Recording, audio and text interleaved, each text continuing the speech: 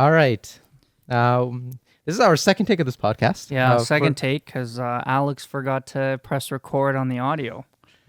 So, but we're here. Well done. Yeah. Hey, someone's always got to make a mistake. At least it's me. Yeah. So at least when the boss That's makes a true. mistake, it's fine. It's fine, yeah. 'Cause But then if I make a mistake, then I hear about it for a week. This is true. This is true. I And it will wouldn't not be a deny. proper podcast without a blooper reel. Exactly. So we'll have that whole blooper reel. I'd like to welcome Nick Costas. Or Costas is technically your first name, or how does it go? Costas is technically just my Facebook name. Oh, is it? Yeah, it's Nick Poulopoulos. Yeah, Nick Poulopoulos. There we go. Or better known as Coast to Coast Nick, or Coast to Coast Costos for the most part. Coast to Coast Costos. Interesting. Yeah. That one I haven't heard, and I've known you for like That's 5 years. Mark kind of coined that one. Mark coined that one.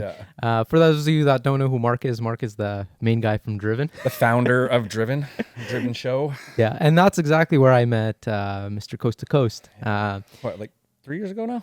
No, 4 years ago. Longer. 2019. 19. Yeah. So Yeah. I've been with the team since 2017 Yeah, but you didn't start going coast to coast till later. till 2018. Yeah. And on the topic of those coast to coast trips, you've done more coast to coast trips than I think a majority of people will do in their families. Like Probably this will be my fifth time out of 6 years. fifth time out of 6 years. Didn't get to go for COVID. No, but- COVID messed things up. Yeah. But even during COVID, you had a whole bunch of other trips. So total trips across the country, 5, you said? And I've then done 5. So this will be the 5th this year. So I've done 2 in the CRV, 1 in the Tundra, and 1 in the Team Cummins, Jesus. hauling the 30-foot trailer. Yeah. And this year I get to haul the 30-foot trailer with an RWB in the back. Yeah, with another car in the back just in case. So Mhm. Is it a new one or one we've seen built? Or what do you it's think? one that you guys have seen built, but Oh. it's one that the East Coast hasn't seen yet besides online. So it's supposed to kind of be a surprise, but We won't give away anything. yeah, I'm not going to say which one it is. You can so. tell us No. afterwards. yeah. How about yeah. that? So we Well, don't tell everybody here. It kind of goes with the. I've probably already edited the footage of it being built, so who Probably, knows? probably. I wouldn't be Yeah. surprised. Yeah. Well, we'll leave that as a surprise. But one Yeah. surprise that everyone does know about is that Akira Nakai-san will be at That's exciting. each Yeah. of the Driven shows. Yeah. Sadly, I don't think he'll be doing that coast to coast trip with you. I don't think I could talk him into that. I don't think I could handle all the cigarettes, honestly. Oh, that guy smokes a pack a day. No, a pack an hour, I'd say. Jesus. I could go Red Bull to his Coca-Colas, Oh, one yeah. for one, but cigarettes, Every time no you thanks. see any footage of him, he's always lighting a cigarette. I'm like, Yeah. oh my gosh, He's such a chill, humble he's guy. so chill. Yeah. Yeah, he Yeah. he is incredibly very, very humble, which is very cool to see. So being around him, like it's just mind bonkering sometimes. It's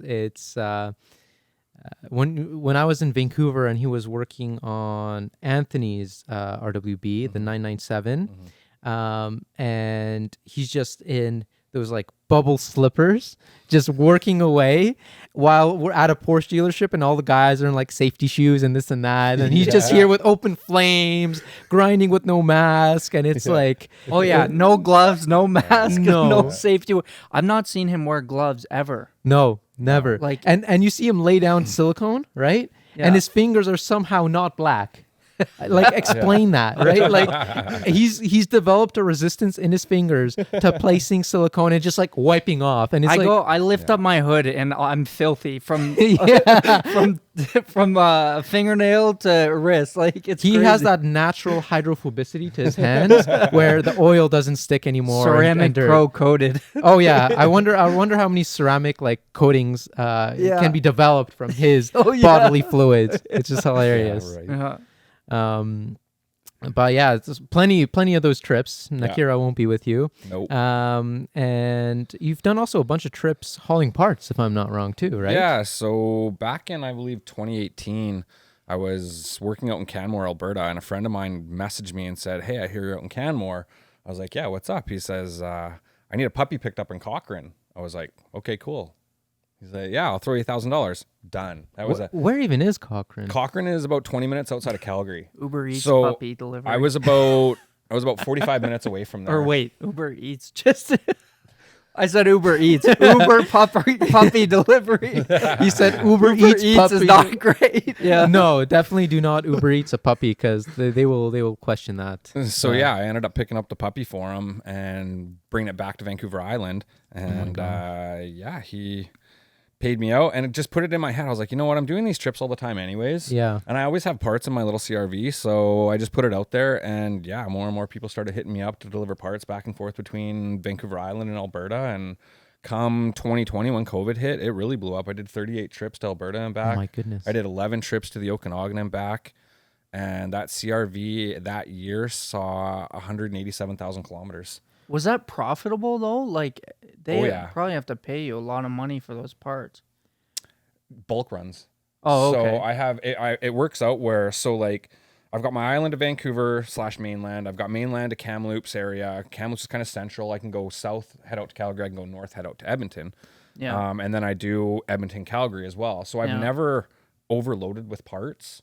I've been really lucky actually. There's only been a few times I've had to rent trailers and stuff if I'm hauling bigger stuff, but for parts itself, that CRV, it was amazing how much I could pack into it. Haven't you So- transported motors? You know what I had fit I in had my four I CRV? had 4 Honda motors in there one time. So What? and that little Oh my the gosh. little picnic table in the back of those CRVs will hold. I had a 2JZ full swap on there and an SR20 full swap on there, and I did the crow's nest, and it's pretty bumpy in spots. Fine. So it was. I can't remember. I had a big V8 in the back of it. Or no, I had a big diesel. I had a big diesel motor in the back of it, and that's what finally cracked that picnic table. That's So I'm see talking when like those picnic tables in the back of those CRVs will take 600 plus pounds. I have mine still. I sold my car and I was like, I'm keeping that table, man. I want that I hate table. people like you. Yeah, I wanted that table. They're man. great tables though. And I would just keep it in the back of my Audi. So Yeah. Oh, it's in the back of that. Yeah. Did it fit? Oh yeah. Yeah. It fit? Well, For anybody that it's- doesn't it's know- a big trunk. Oh, First okay. gen and second gen CRVs both have picnic tables for the floor in the Yeah. trunk, and they're amazing. Yeah. They're Yeah. great table. They come in Yeah, so yeah. handy. You never thought you'd ever use a picnic table so much, but until you have one in the back of a vehicle that just pops out. We'd like pull up on road trips into the Walmart parking lot, set up, have breakfast, wait for Walmart to open, Yeah. go grab more snacks, hit the bathroom, brush your teeth, and back on the road. Oh yeah. When I went to when I went to Bureaucracy, I pull up in my CRV and it's rusted. It's a piece of garbage. It's not really a nice car. Yeah. And then I pull up that picnic table. People are like, "Oh yeah, bro!" they love it. Yeah. The picnic Yeah. table is a bigger attraction. Oh yeah, It is, than it the is. car. Yeah. Yeah. Yeah. Honestly, how much those tables go for? Like $500 I've seen on I've seen some eBay. pretty ridiculous prices. I could haven't even never tried to sell mine. $100 tops. Yeah. Yeah. I it's- wouldn't pay more than 100. Like, and that's even pushing it for a table. Like on the topic of parts, like, and there's a good reason why you're doing these deliveries, right? Especially to Vancouver Island or other places, or even in between. The variance of parts costs across Canada is astonishing because maybe now since 2020, the prices of like used parts have gone ridiculously crazy. My example is like I'm in the Miata community now because I have my little NA. The hardtop prices are whack. I cannot believe people are paying $2,000 for That's very similar to S2000s. What? for hardtop. Yeah, the hardtop for my Miata is $2,000. Like, Yeah. and like I've seen cars like just NA Miatas go for cheaper Yeah. than a hardtop. Yeah. And I'm looking at them. I'm like, I'd like to have one, but do I need it? And you look at the price and you're like, no, I definitely do not need it. I know a guy down in Oregon that's got a stockpile of Miata hardtops. Oh, does he? And Oh he my posted God. a picture and he's like, got my retirement waiting. Yeah, I may have seen that picture actually.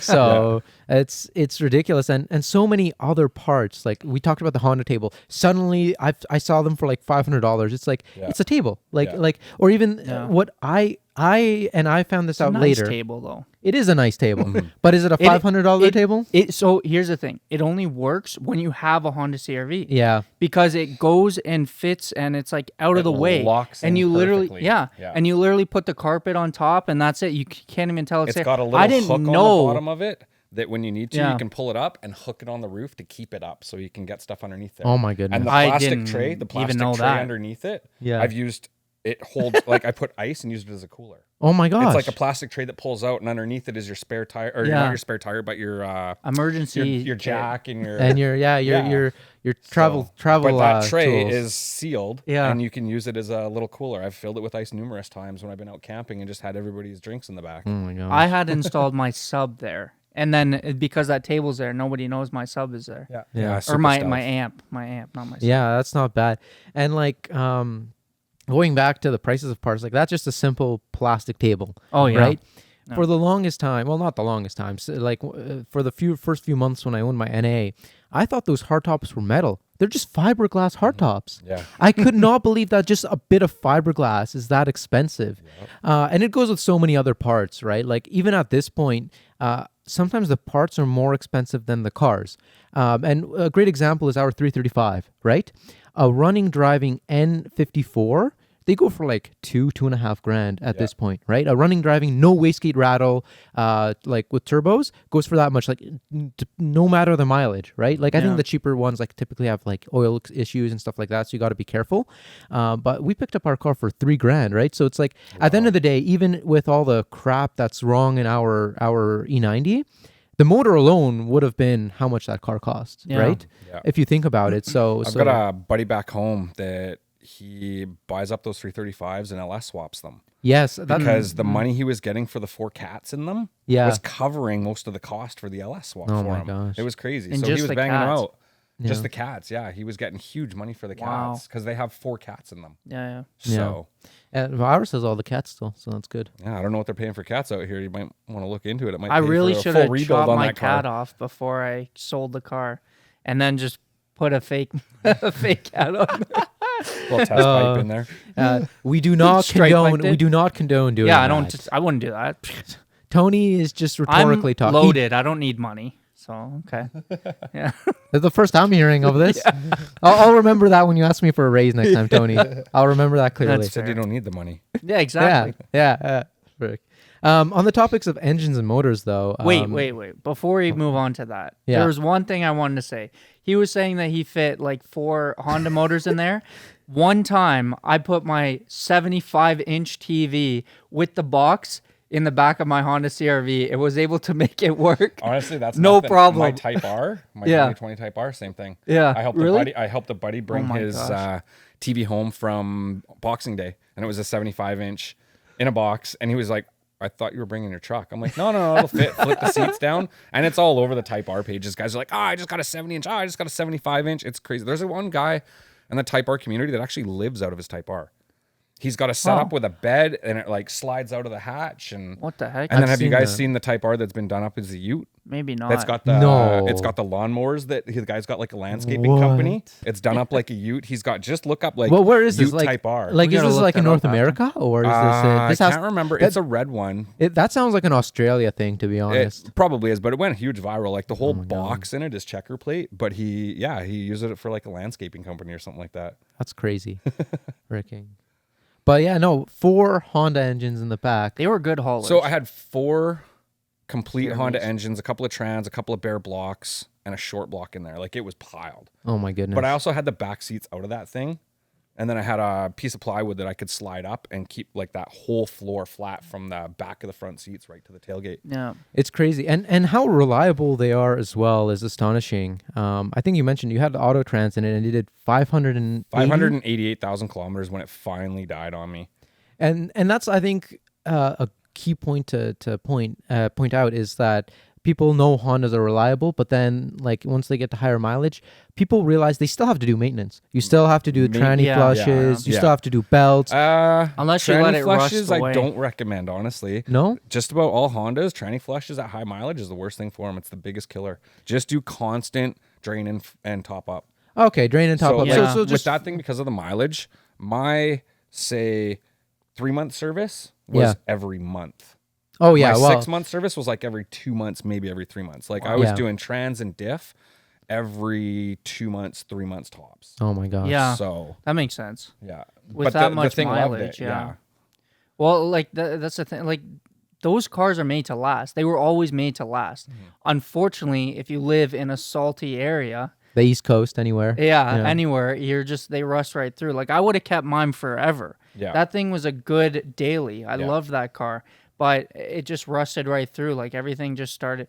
Like, so the last problem I had with my CRV was my steering rack was starting to go. Like the bushing connecting the steering rack, it was sounding a bit iffy and it was sounding a bit dangerous. And I was like, well, I can fix that. It'll cost me like $300, but it's not even worth it because the subframe is like completely rusted through. I won't get anywhere. Yeah. So I could punch a hole in it, no problem. Like it was, and the brake lines on one side were starting to go too. Oh, and the brake lines were massively bad. Because I picked mine up for $300, and then when I got it out to the East Coast, when I was picked your CRV up for $300, running on 3 cylinders. Yeah. Okay. Yeah. Fair enough. Well, because the lady had it posted for $500. That's a bargain. I went to look at it.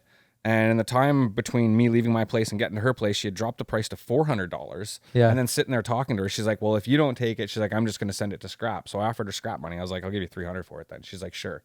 I grabbed a $200 motor with unknown mileage. It looked clean.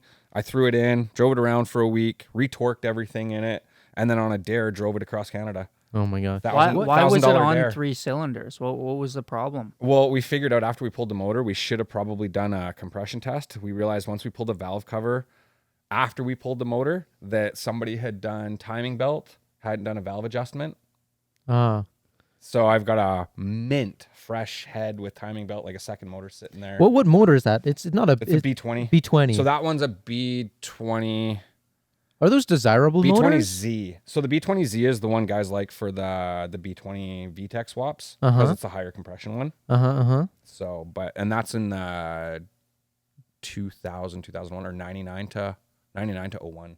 How because I know like I'm not the biggest Honda guy, but I know the basics. I know the motors everyone loves, like the B18s. Everyone loves B18s, K20s, K24s. But the B20 isn't one that I typically hear about, right? So it's not a common swap. No, guys, if they're gonna boost, Honda motors usually boost the LS motors out of the Integras. Oh, okay. They're at 1.8. They take boost well.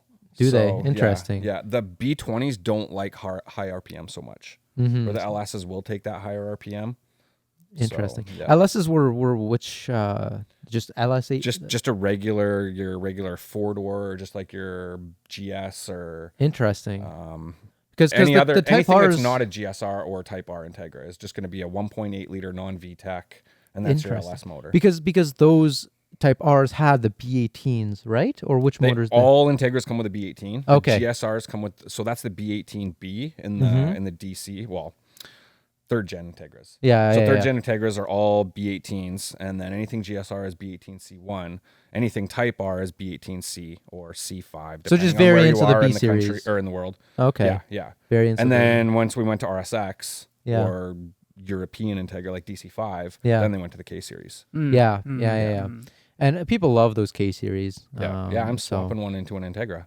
Oh yeah, there you go. I've got the green Integra that's getting the Jackson Racing Supercharger with the K20. Yes. That K20 is out of my 05 RSX, so that's the Z1. Yeah. So a little bit more power than the 0204. Not quite as much power as the Type R K20.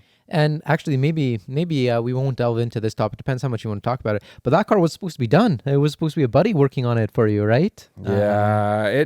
I was needing some parts, and he's a busy guy, so there was no rush on it. So, so it'll get done. I've got 1 or 2 more pieces coming for it. And okay. So she'll be done quite soon, hopefully then, eh? Yeah, exactly. So it's actually funny because other than I've never seen your Type R, and I've never seen any of your Hondas, and I've known you for so like photos don't count, people. Photos don't count because I've seen photos like so they're beautiful cars. Maybe I'll send Tony some photos, but we can go over his collection if we want after, and I can post a couple photos. Or I could even talk about them right now. Yeah, that'd be so great. I've got the 94 Integra GSR we call Snow White. That's my white Integra GSR. That's the whole engine bay. I spent 2.5 years on it, tucking, shaving, relocating.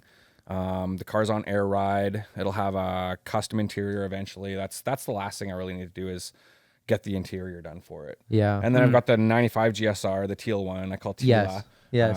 That one I bought super cheap, sold the motor, like the GSR motor out of it for more than what I paid for the car.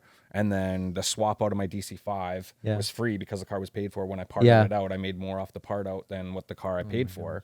So that's a free drivetrain basically. Yeah. And then I've got my 2020 Civic Type R that I picked up brand new. That's absolutely a blast to drive. I didn't think I'd enjoy driving a new car so much after being such a hardcore 90s Honda. Yeah. Love that raw feel that's of a lightweight, high RPM car, right? So, but Honda did that very well, I think, with that FK9? FK8. FK8, yeah, FK8. So when you put that car into R Plus mode, it gives a real raw feel. Like they did It's a really good. good You know job. who You can throw actually those cars boasts around quite well.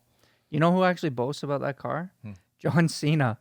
There's an He interview owns one of the same color as mine. Yeah, there was an interview of him talking to somebody, and he was like, "Oh, like, did you bring the Countach today?" And he was like, "No, man, I bring the Civic everywhere. Like the Countach, you can't get out of it. You can't bring guests in it. There's no one to put like a purse or anything." They are great daily drivers. Yeah. They do everything well. There's so much room. There's lots of leg room. The store, like I said, I was able to put a 75-inch TV in the box back. in the back with the seats It is a down. hatch, right? It is a hatch. Yeah, and so. it's a huge hatch. There's a ton of space back there. It's crazy.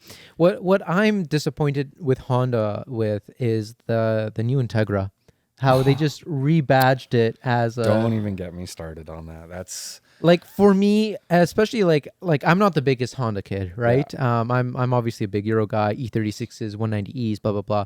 But when I look at the 90s Hondas, EKs, EGs, and then you look at the Teggies, right? They were two completely different things. And now that they've kind of combined it into one, like even the Acura RSX, which is DC5, right? DC5, the Acura RSX, which was the Integra in Europe, was completely different from I think at the time was the 9th gen, 8th gen, the FG, the 8th gen. Yeah, and it was completely different, and now that they've combined it, it's like why? So, you know what's crazy is you notice, I don't know if it's aerodynamics or whatever, but a lot of these car companies are coming out with a lot of round cars. Yeah. And the beauty of the Integra and the Prelude and, the RSX was they had these elegant, slick lines. Yeah. Yes. Beautiful. Like that you classic can tell, 90s Japanese styling. Where they don't do that anymore. It's disgusting, honestly. Yeah. And you can say the same thing on the opposite end of the spectrum with the Euros, right? They always have that boxy, that very serious or very a aggressive cardboard box. Yeah. But it looks aggressive. But it looks aggressive, I love right? it, yeah. Like you had an E36, you loved it. And I still love the E36, but anything after the E36, I can't do it. Because they really do that sleek lines and I'm those still a big cut fan edges. of those E46 M3s though. E46s. I don't know. I'm just a Euro kid, so like anything up to the F80, I still love. Like the previous gen M3s, I still love because they still have. You look at it and you're like, that's a serious car. Yeah. To me at least, right? But then after that, it's when they really went crazy with the kidney grills and everything. The E46, they were still on that balance. Like they still had some of the sleek edges, but they didn't completely smooth everything over. No. It's like all these cars nowadays are smooth boys. Now. Like It's the E92. Very weird. Sorry? The E92. Yeah. I personally like the E92. We have an E90. I would have gone crazy for E92 just because that coupe design, I feel like some people call the like 9th gen Civics, they call those spaceships because they have that kind of like spaceship look, the two doors. Yeah. I feel like the E92s have that real spaceship look, like very sleek, like it looks like a rocket more than anything. I'm a big fan of them. I know some people like that, like the classic looks. They look at those and are like, oh, too modern. Is that the wagon? I'm drawing a blank. No, wagon is E91. E92 is the coupe. Do you know the one that Brandon has, Marble M3?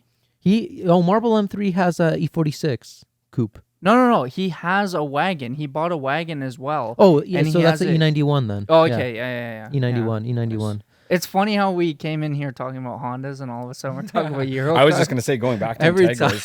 So with the new Integra, for guys like me, like my love for Integras started with the DA, like the second gen. I love the long, square, classic Honda headlight, So when they brought out the DC or the 3rd gen and it came out with the round eye, I wasn't a big fan. I didn't like the bug eyes on it. But then when I saw a friend that had a JDM front Integra, I fell in love. And I was like, I need one of those. So that's why I bought my white one. Yeah. So now going to the new Integra, I'm just like, guys like me that were diehard Integra guys for decades, we were screaming. There were so many of us. We saw all these renderings and we were hyped. We were stoked. They didn't even make a 2-door one. I really don't see anybody buying exactly. And people are like, oh, well, the Integra comes in a 4-door too. Yes, it does come in a 4-door, but when you think of Integra, you don't think of a 4-door car. Yeah. You think of a sporty little Yeah. 2-door hatch, and the 4 doors aren't hatches. So I'll put it differently. Insurance sees dollar signs when they say you have an Integra. I'll put it differently. That gen of Integras, the 4 doors were rare, and that's why they Absolutely, were yeah. cool. Yeah. Because they were rare. If they were the more common one, they wouldn't be as cool. And that's where Honda or Acura messed up, is because they made 4-door their only option, right? It's like, make at least a 2-door and make that rare or something like that. Like, make it a limited, and they're like, nope. So, They're not listening to their fan base. no. None of these companies are listening to their fan base. Look how many people would love, I guarantee that if they brought back an S2K, people would go crazy for it. People would pay like $200K for an But S2K, would they? honestly. You got to think, though, with the way they were electrifying everything now way- and all the extra safety features. No. The way Cars I are would so put much it, bigger now than they were back in the 90s, early 2000s because of all Yeah, the safety yeah. features in them, right? when Honda released the, I think it's K660, you know, the little K car that looks like the S2K. Yeah. How many people are importing those or waiting to import those? Oh, the new ones especially? Especially. So there clearly is a market for them. Yeah. And I think they've just been too late to the game, because in the last 5 years, I'd say, if they released that car, especially with how the market is now, people would have bought them up. Oh, yeah, they would have done great in North America. They for would sure. have. They would have done Yeah. incredible, because NA prices skyrocketed, S2000 prices skyrocketed, Z3, Z4 prices skyrocketed. Well, it's even like you look at, say, Toyota, for example, with like the Hilux and the Surf. Yes. The amount of guys out on the coast Hilux. that have Hiluxes and Surfs, Yes. they're a 4-door turbo diesel 4-wheel drive pickup truck that great on fuel,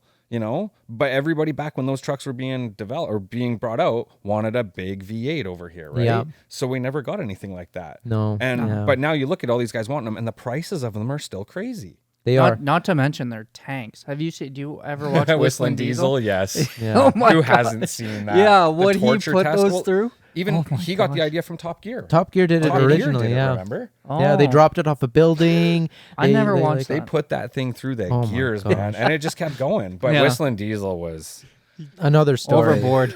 He Yeah. picked it up in a helicopter and dropped it. That was pancaked it pretty much. I still like going back to, like, I'm not the biggest Whistling Diesel fan, because he goes a little too far with some things. You clearly. like cars, and he abuses cars. Yeah, like I have a bit of OCD, obviously, right? So when, Yeah. when things aren't like clean or organized in a certain way, I go nuts in my mind, right? Sorry, I'm getting a call here. So what was I getting at? Whistling Diesel. When he did the G-Wagon video, and he proved like how it's that dependable and stuff like that. Like, I'm like that. Like, I liked how he did it, because at the end of the day, it is a military vehicle, right? yeah. But my one complaint is if he pulled off that Hilux the same way he pulled off the G-Wagon, like with a bit of run, the Hilux would have done the same, I feel, as a G-Wagon that day. Yeah. So yeah. I really want him to test a Tesla. I think 100% he's going to test either a He Model 3 has. or it a wouldn't Cybertruck. last He like 4 tested a minutes and it Model would 3. blow up. No, he like took a chainsaw to a Tesla and everything. He's already done that video. Really? Oh, yeah, he A had full the Tesla. test? Didn't he have the Tesla on the big wagon wheels? Yeah. He already did this. And he couldn't turn it. Yeah, I yeah, remember yeah. He did. Oh. Yeah, But he did didn't this. do the durability test, did he? He did. Oh. Yeah. Well, next up I- is the I missed those Cybertruck then. Oh my Yeah. goodness. Yeah. I guarantee he's filming that video right now as we speak. I So- saw actually I was watching, now that I'm talking about Cybertrucks and YouTube, YouTube is sending me Cybertruck stuff, and I'm like, oh, I'll just watch this. They took it through Hell's Gate, it looked awful. Yeah. It looked like so easy. But then on one of the comments, Whistling Diesel was like, "Hey, whenever you guys are ready, I'm ready to test it." Yeah. Oh my god. There's one girl I see on TikTok that she apparently bought a Cybertruck, and she keeps like torture testing it, and she keeps tagging Whistling Diesel. I don't want to mention who she is because I don't think she deserves she kind of annoys cred, me. yeah. But yeah, it's just she's constantly tagging Whistling Diesel. Yeah. I'm like, oh, okay, well, hopefully he does. Yeah, no, I think our plan is we'd like to do an off-road build. We were like Tony originally had the idea to make the 335 an off-road build, but sensibly like it's a rear drive, right? Yeah. So I'm like, you know what, if we're going to do an off-road build, we need an X drive or something like that. So no point of messing with this one. Yeah. But I threw the idea of like a Suzuki SX4 off-road build, those little dinky things or something like that. Just you know, a lot of these off-roaders, like I have lots of off-roader friends, like Pona's an off-roader and Bryson's off-roader. Is there lots of mountains and stuff out here to go off-roading on? Or is it just a lot of like Forest Service roads? Not here per se, but you gotta go like 2 hours out, kind of thing. Like an hour north, you're there, like where Owen is already, right? With his Bronco. But yeah, it's a lot of those fire roads, service roads. Yeah. It's hilly here. It's not mountainous. It's hilly. So you do have a lot of like mixed terrain. Yeah. I know, like because I've been up to Wawa a bunch of times. Like in that area, there's so much off-roading stuff, right? Because like coming from Vancouver Island, West Coast. Oh yeah. You know, like here when I hear about guys with their off-road rigs through the prairies and stuff, I'm like, what do you guys do? Like drive through like speed bumps, mud pits in the fields? Or I'm like, where do you go wheeling? Like, why do you need all this like this overlanding stuff? You know, I'm like, oh yeah, we just go set up in a little forest. I'm like, we got branches bigger than that. Yeah, it's crazy. So, but no, like I can appreciate, like a lot of those guys love to spend that money, and that's their thing, that's their passion, that's what they want to do. So I'm cool with it. But it just, for me being from the coast, I was like, where the heck you guys going wheeling out here? No, like I was supposed to live in Portland, Oregon. Even there, it's like when you're in downtown Portland, you look in one direction, you have Mount Hope. You look in the other direction. I don't remember the other name of the mountain. There's another mountain, and then third direction, there's 3 mountains surrounding you in Portland, right? Yeah. And then you go here, and it's like the biggest thing we got is what? Blue Mountain? That's not even a mountain. That's like a hill to you. That's a speed bump to Nick. He's like, Blue Mountain, what you talking about? Yeah, I can literally drive 20 minutes and be out in the green space. Oh, sorry, I thought you were about to say you can go in your driveway and it's the size of Blue Mountain.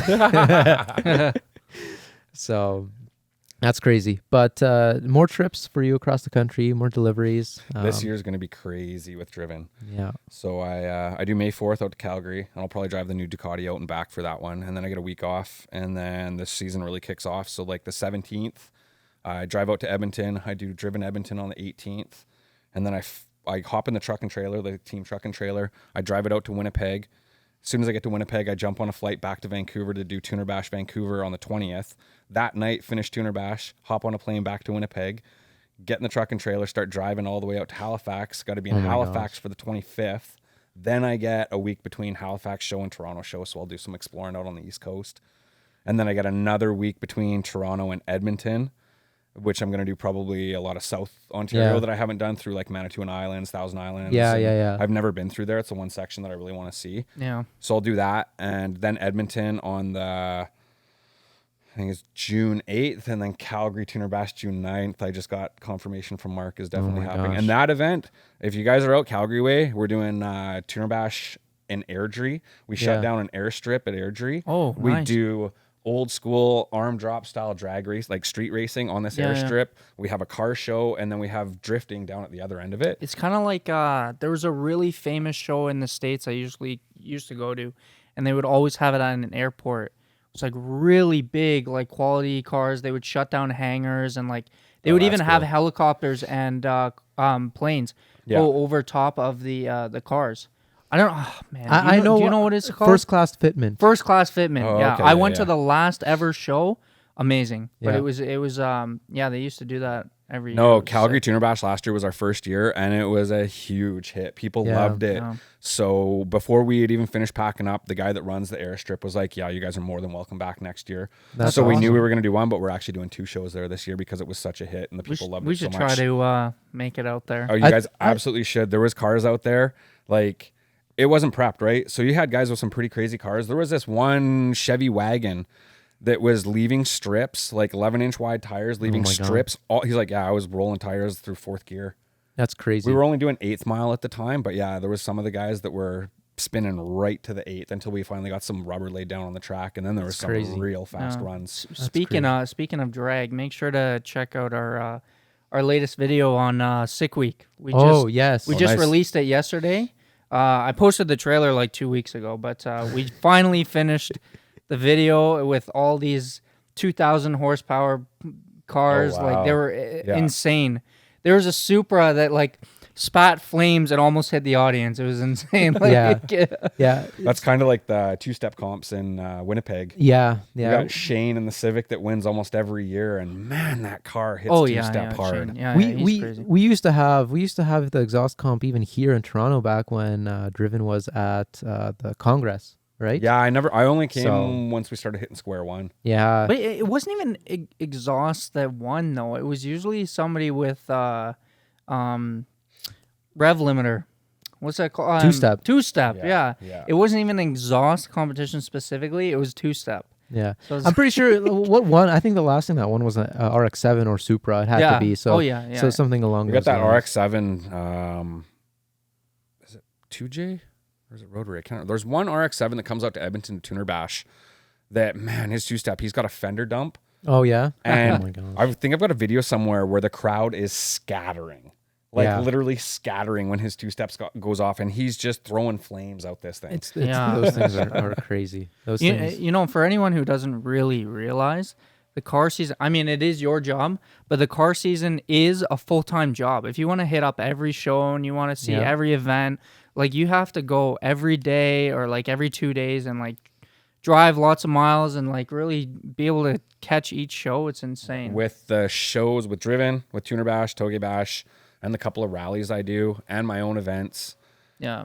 I think I'm scheduled for 22 events over 20 weeks That's wild. This season. So even when I was first getting into photography, I really wanted to get out to everything. Mm-hmm. And I was working valet full time on the weekends, like overnight. Yeah. And then during the day, like I would finish my shift at 8 a.m. During the day, I would go home, sleep for like an hour, and then go to the whatever meet is happening on the weekend at 11 o'clock, be there all day, go home, sleep, and then go back to work. And like all summer, that's how it was. It was just like, it's a full-time job without getting paid. Yeah, I got a buddy that's a big media guy, Light 'em Up TV back home. Okay. And he hits, I don't know how he does it because he's got 4 kids and he's a busy guy. He's got a couple other businesses, but he hits like events. Like I'm pretty well connected in the local car community and he hits these events. I'm like, I didn't even hear about this. Yeah. You know, so he's just, and he's done such a great job in the couple of years that he's really gotten into it out here. Yeah. With Western Speedway, our local racetrack shutting down, he got a ton of footage, like autographed posters and stuff. So no, it's been really cool to see where he's going with that.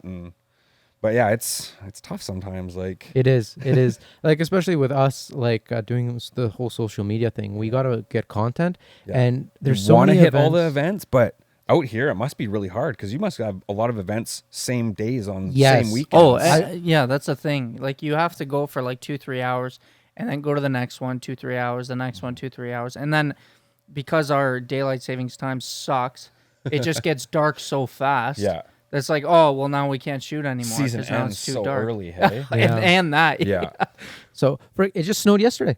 It snowed yesterday. Snowing last night. I Oh couldn't yeah. believe it. Yeah. I ended up outside the hotel talking Almost to some April. old guy about It is April. lake effect, and I was like, "Yeah, I've heard that before." He's like, "Yeah, that's what you're witnessing right now." I have to delay taking out the Miata. Like I was planning to take the Miata out tomorrow. That was my plan first week of April, but now it's like mid-April. I'm gonna pick her up. So you'll end up like all my buddies that were driving their Miatas out in the snow last couple of years ago. I think just about every single one of them bumped a curb, getting a little too much fun, and bent the control arm. Headache. But I think soon you're flying back to Yeah, I gotta fly out here in a couple hours, back to the island, back to reality. Couple hours. Yeah. That's some dedication. He was like, "Well, I got my flight in a couple hours, but I'll sit down for a podcast." You know, that's awesome. Why not? Hey. It was actually probably closer to the airport from here. Than we're from like my 15 hotel. minutes away. Yeah, exactly. Oh, yeah. So We're I was 15 like, minutes Without sure. traffic. Yeah. Alex hooked me up minutes, with the Infinity for the couple of days. That was great. Thank you. Not a problem. Hopefully she treated you well. Yeah, it was a comfy car. No lower ball joint failures that turns out that there I don't might know if be. they'll catch me driving a VQ again, though. Hey, you said you liked it. Come on. It was okay, but... No G's, just M's. So you feel luxurious. Yeah, that's true. The G, I probably would have hacked the cats out and gone and done donuts in an intersection or something. Luckily, this one's On the all-wheel way. drive, so kept you safe in the massive amount of snow we had. So. In the pouring rain. Oh, yeah. You know what? I'm from the West Coast, and it rains. I was like, it was coming down sideways out here. I'm like in the hotel. I'm like, What do I hear? Oh, it's the rain hammering the Yeah, window. for the last week, it's been raining really bad. Definitely Like picked the wrong week to come I'm out, on like but- the 19th floor of my condo, and I thought the building was gonna come down. Probably feel the I've building never heard swaying, that. hey? Oh yeah, it was crazy. And like the whole night, like I have these curtains that are supposed to like, you know, provide sound deadening. And it was just like I could hear every raindrop, and I was like, "Can you relax out there, please? What is going on, Canada? Like, stop it!" I know it's like it's April. I'm ready for. Well, we've got flowers and cherry blossoms blooming out on the west that's coast. beautiful. You got Come out blueberry here, I'm like- season in Richmond now, Oh, yeah. right? We have gray roads and cold weather, so yep. I was really hoping that rain would wash away all the salt, but it not, still keeps coming back. Yeah. Yeah. So, on topics of coming back, thank you so much, Nick, for coming Absolutely. out. Hopefully, you'll come back Definitely for Good to see another you as well, episode. Tony. we got plenty of stories, and you got lots of stories to tell. Oh so, man, I could be here for hours telling stories. Yeah. yeah, and Well, that's, we'll definitely have you come back another time. when Yeah, you're I'll be in back here, yeah. through May 22nd. Awesome. So yeah, I'll land back in Winnipeg on the 21st, and then start driving my way out to Halifax. I'll be back Nice. through on. So yeah, Okay. if I got time, I'll stop in, do another Perfect. one, and have Well, another you little could chat tell us the about your adventures. adventures. Happening. Well, yeah, because that's going to be the craziness. I'm going to bang out yeah, crazy. 12,000 kilometers between Oh my driving and flying over 3 days. That's wild. Oh, so you'll get those miles in, whether it be Oh, air yeah. miles or Racking up the air miles. Yeah. It's Nice. good. It's good. All right. Yeah. Thank you so much for tuning in, and we'll see you in the next episode of Parts and Pistons. Remember, Parts Avatar has got your back, so don't forget to subscribe to the Parts Avatar channel so you don't miss any of these exciting videos.